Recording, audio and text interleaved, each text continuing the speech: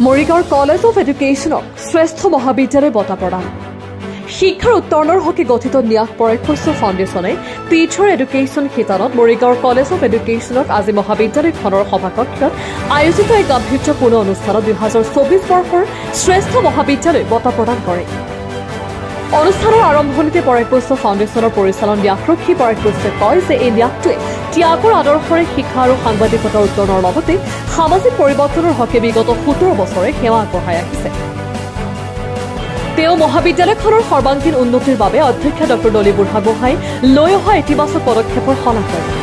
অনুষ্ঠানত মুখ্য অতিথি হিচাপে উপস্থিত থাকি বিশিষ্ট শিক্ষাবিদ তথা শংকৰী সাহিত্যৰ গৱেষক পণ্ডিত ডক্টৰ দয়ানন্দ পাঠকে ভাষণত কয় যে শিক্ষানুষ্ঠানেই হ'ল আটাইতকৈ পবিত্ৰ স্থান।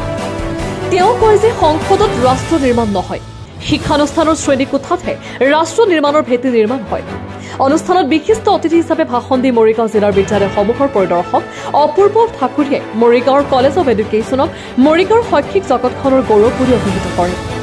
মৰিগাঁৱৰ কলেজ অফ এডুকেশ্যনৰ গভৰ্ণিং বডিৰ চেয়াৰমেন মনেশ্বৰ দেউৰী আৰু মহাবিদ্যালয়খনৰ অধ্যক্ষা ডক্টৰ বুঢ়াগোহাঁই কয় যে এই বঁটাই মহাবিদ্যালয়খনক অধিক দায়বদ্ধতাৰে সেৱা কৰাৰ বাবে অনুপ্ৰাণিত কৰিব।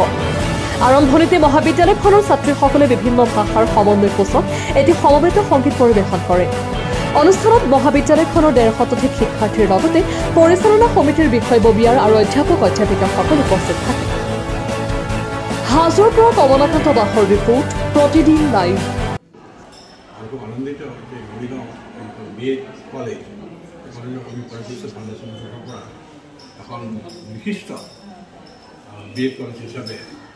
আমি সন্মান জনাবলৈ পাই বা স্বীকৃতি দিবলৈ পাই আমি আনন্দিত হৈছোঁ। আৰু আমি নিজেও শিক্ষক হিচাপে শিক্ষকতাটো কেনেকৈ চলে, অনুষ্ঠান কেনেকৈ চলিব লাগে, এই কথাবিলাক আমি কিন্তু খুব জানো এই কথাবিলাক। আৰু সেই ক্ষেত্ৰত দেখিছোঁ যে আমাৰ BEd কলেজখন মৰিগাঁও তেখেতসকলে কিন্তু এটা ব্যতিক্ৰমধৰ্মী পদক্ষেপে আগবাঢ়িছে। আৰু সেই ব্যতিক্ৰমটো সকলোৰে কাৰণে এটা আদৰ্শ হওক, মডেল হওক। আৰু তেখেতসকলৰ যিটো ডিচিপ্লিন বা তেখেতসকলৰ যিটো পৰিৱেশ সচেতনতা, তেখেতসকলৰ যিটো আপোনাৰ ধৰক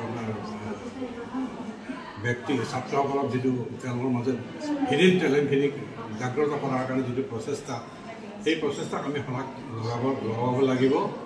আৰু আমি সকলোৱে আনন্দিত যে এই বিদ্যালয়খন মহাবিদ্যালয়খন এখন মডেল শিক্ষানুষ্ঠান হিচাপে গঢ়ি তোলক আৰু তাৰ কাৰণে আমি আমি কলেজ অফ এডুকেশ্যন মৰিগাঁৱলৈ আহিছোঁ আৰু আমি আজি পৰাক্ৰস্য ফাউণ্ডেশ্যন শিক্ষা বিতৰণৰ নাম এই ফাউণ্ডেশ্যনৰ তৰফৰ পৰা আমি কলেজ অফ এডুকেশ্যন মৰিগাঁৱক আজি আমি বেষ্ট কলেজ এৱাৰ্ড প্ৰদান কৰিলোঁ। আৰু এইকাৰণে প্ৰদান কৰিলোঁ যে আমি অসমৰ কলিয়াৰ পৰা যিখিনি BEd কলেজ আমি দেখিছোঁ, ইয়াৰ ভিতৰত কলেজ অফ এডুকেশ্যন মৰিগাঁৱে এটা নতুনত্ব আৰু শিক্ষাৰ বিতৰণৰ ক্ষেত্ৰত এটা ব্যতিক্ৰমী পদক্ষেপ লৈছে।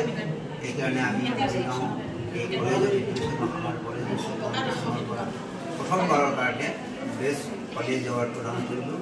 আৰু আজি এই অনুষ্ঠানত আমাৰ অসমৰ এগৰাকী বৰেণ্য শিক্ষাবিদ ডক্টৰ দয়ানন্দ পাঠকে আহি আমাক ধন্য কৰিলে।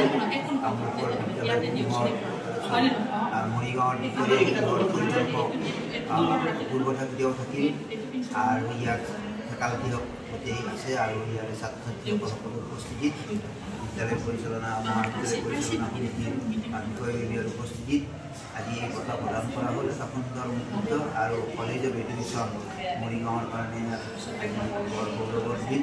আৰু আমাৰ কলেজৰ ভৱিষ্যতেও এই বঁটা পোৱাৰ পিছত তেওঁলোকে আকৌ আগুৱাই আনিব বুলি আশা কৰি আমি এই বঁটা প্ৰদান কৰিছোঁ। প্ৰধান বৈশ্য ছাৰ আৰু ডক্টৰ দয়ানন্দ পাঠক ছাৰক ধন্যবাদ জনাইছোঁ। আজি আমাক তেওঁলোকে যি বঁটা প্ৰদান কৰিছে তাৰ বাবে আমি বহুত গৌৰৱান্বিত। আৰু সঁচাকৈ তেওঁলোকে কৈছে মানে গোটেই ভাৰতবৰ্ষৰ ভিতৰতে, অসমতে নহয় ভাৰতবৰ্ষৰ ভিতৰতে BEd কলেজ এখনে বঁটা এনেকৈ BEd কলেজত বঁটা প্ৰদান কৰাটো সঁচাকৈ এটা মানে অতুলনীয়, মানে এনেকুৱা আগতে হোৱা নাই। আৰু এইটোৱে মানে সূচাইছে যে শিক্ষকৰ তেওঁলোকে যথেষ্ট গুৰুত্ব প্ৰদান কৰিব বিচাৰিছে, যিহেতু শিক্ষকে হৈছে গোটেই শিক্ষা ব্যৱস্থাৰ মূল।